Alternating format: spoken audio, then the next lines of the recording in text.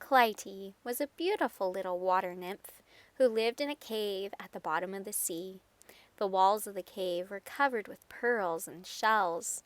The floor was made of sand as white as snow.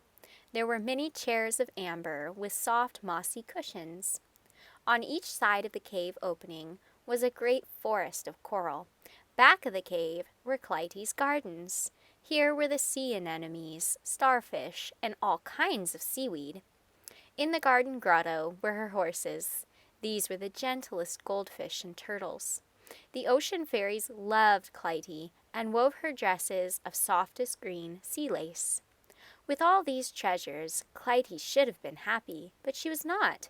She had once heard a mermaid sing of a glorious light which shone on the top of the water.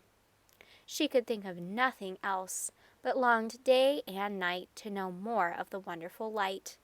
No ocean fairy dared take her to it, and she was afraid to go alone. One day, she was taking her usual ride in her shell carriage. The water was warm, and the turtles went so slowly that Clytie soon fell asleep. On and on they went, straight towards the light, until they came to an island. As the waves dashed the carriage against the shore, Clytie awoke. She climbed out of the shell and sat down upon a large rock. She had never seen the trees and flowers. She had never heard the birds chirping or the forest winds sighing. She had never known the perfume of the flowers or seen the dew on the grass. In wonder, she saw a little boy and girl near her and heard them say, "Here it comes! Here it comes!" And as she looked away in the east, she saw the glorious light that she had so longed for. In its midst, in a golden chariot, sat a wonderful king. The king smiled, and instantly the birds began to sing, the plants unfolded their buds, and even the old sea looked happy. Clytie sat on the rock all day long and wished that she might be like the great kind king. She wept when he entered the land of the sunset, and she could see him no longer. She went home, but she could scarcely wait until the morning.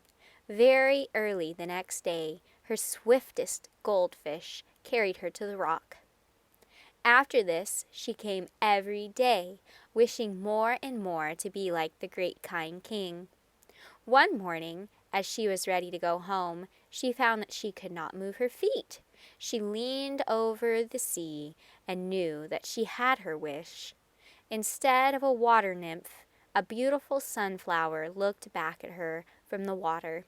Her yellow hair had become golden petals. Her green lace dress had turned into leaves and stems, and her little feet had become roots which fastened her to the ground.